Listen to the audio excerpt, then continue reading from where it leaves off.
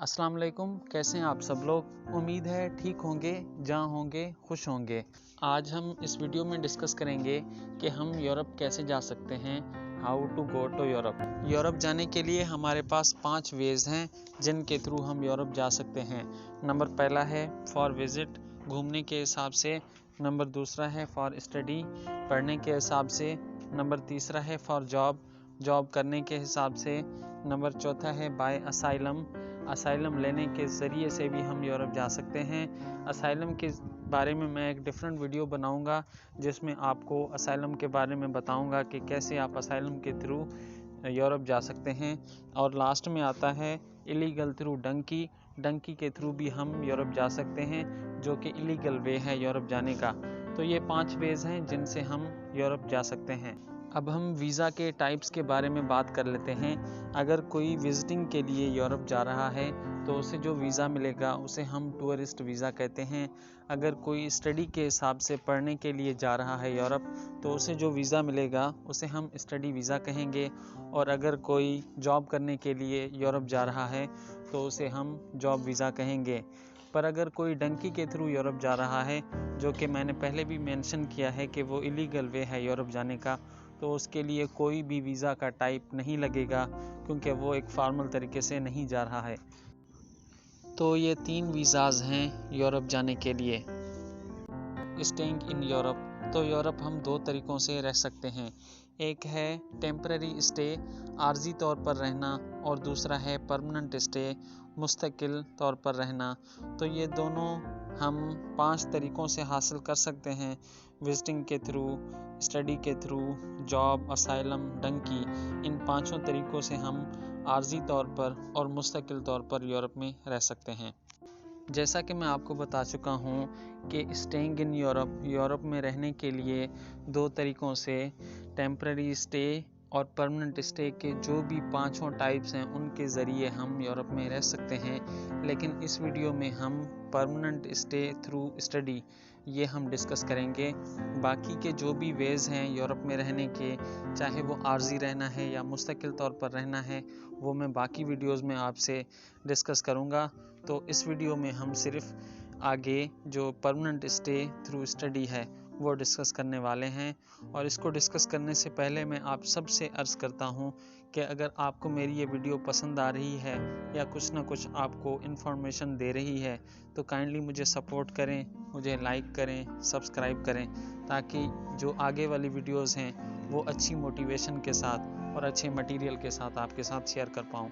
तो चलिए शुरू करते हैं। अगर हम permanent stay through study visa in Europe की बात करें, यानी मुस्तकिल तौर पर यूरोप में रहना पढ़ाई के हिसाब से, तो वो हम यूनिवर्सिटी में एडमिशन लेने के बाद कर सकते हैं, जो कि हमारी इंटरमीडिएट के बाद होगा।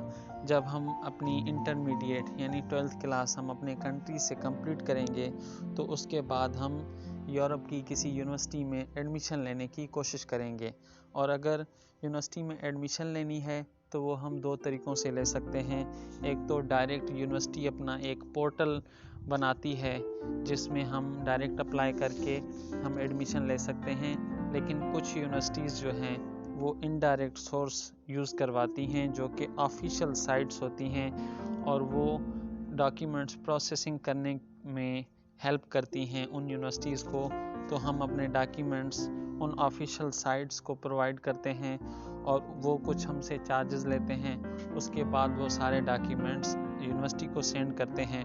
तो एक डायरेक्ट यूनिवर्सिटी की वेबसाइट पर हम अप्लाई करते हैं, और दूसरा है कि official sites for processing documents, तो उनको हम अपने डॉक्यूमेंट्स देकर अपने जो डॉक्यूमेंट्स होते हैं वो प्रोसेस करवाते हैं। तो उसके बाद हमें जब एडमिशन मिल जाती है तो हम वीज़ा के लिए अपने डॉक्यूमेंट्स रेडी करते हैं, और हम अपनी जो वीज़ा के लिए एम्बेसी होती है वहाँ वो सारे डॉक्यूमेंट्स ले जाते हैं। और उसके बाद जब हमें वीज़ा मिलता है तो हम फिर यूरोप के लिए अप्लाई कर जाते हैं। तो ये तरीका होता है permanent stay through study visa का।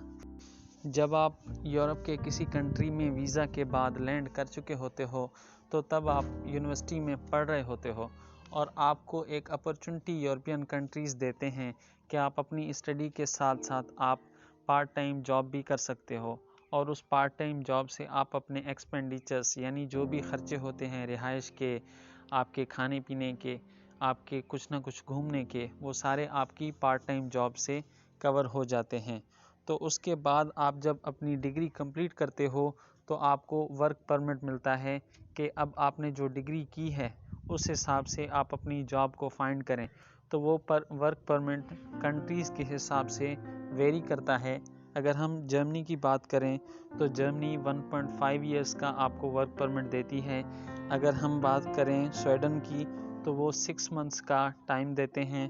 अगर फ्रांस की बात करें तो वो 2 ईयर्स का, और अगर हम पोलैंड की बात करें तो वो 9 मंथ्स का टाइम देते हैं आपको कि आप इस दौरान अपनी फील्ड से रिलेटेड अपनी जॉब को फाइंड करें। अब आपने अगर जॉब फाइंड कर ली तो उसके बाद आप जब जॉब कर रहे होंगे तो उसकी सैलरी में से आपके जो यूरोपियन कंट्रीज़ में टैक्सेस होते हैं वो आपके टैक्सेस काटे जाएंगे। तो जब आप टैक्सेस पे करेंगे 5 to 6 मंथ्स तो उसके बाद आपको PR मिल जाएगी जो कि परमानेंट रेजिडेंस कहते हैं। तो उसके बाद आपको वीज़ा लगाने की ज़रूरत नहीं पड़ेगी, आप मुस्तकिल तौर पर यूरोप में फिर रह सकते हैं। आज की वीडियो को हम यहीं पर ख़त्म करते हैं, लेकिन आने वाली वीडियोस में हम स्टडी के हिसाब से जो चीज़ें कवर नहीं कर पाए वो हम कवर करेंगे। जैसा कि हमने जाना कि हम एडमिशन लेने के लिए हम प्रोसेस करते हैं किसी यूरोपियन यूनिवर्सिटी के पोर्टल पे अपने डॉक्यूमेंट्स को सेंड करके, तो वहाँ पर कौन कौन से डॉक्यूमेंट्स हमें नीडेड होते हैं जो कि हमें यूनिवर्सिटी को सेंड करने होते हैं, और कौन कौन से डॉक्यूमेंट्स हमें वीज़ा के लिए रिक्वायर्ड होते हैं, या वीज़ा के लिए हमें क्या प्रोसेस होता है, एडमिशन के लिए क्या प्रोसेस होता है, कौन सी साइट्स होती हैं जो कि हमें इनडायरेक्ट वे में एडमिशन दिलाती हैं। तो ये सारी चीज़ें हम आने वाली वीडियोस में कवर करेंगे। अगर आपको मेरी ये वीडियो पसंद आई तो काइंडली अगेन लाइक, शेयर और सब्सक्राइब कर दीजिए, और मेरे साथ इस वीडियो में रहने के लिए आपका बहुत बहुत शुक्रिया। Thank you so much.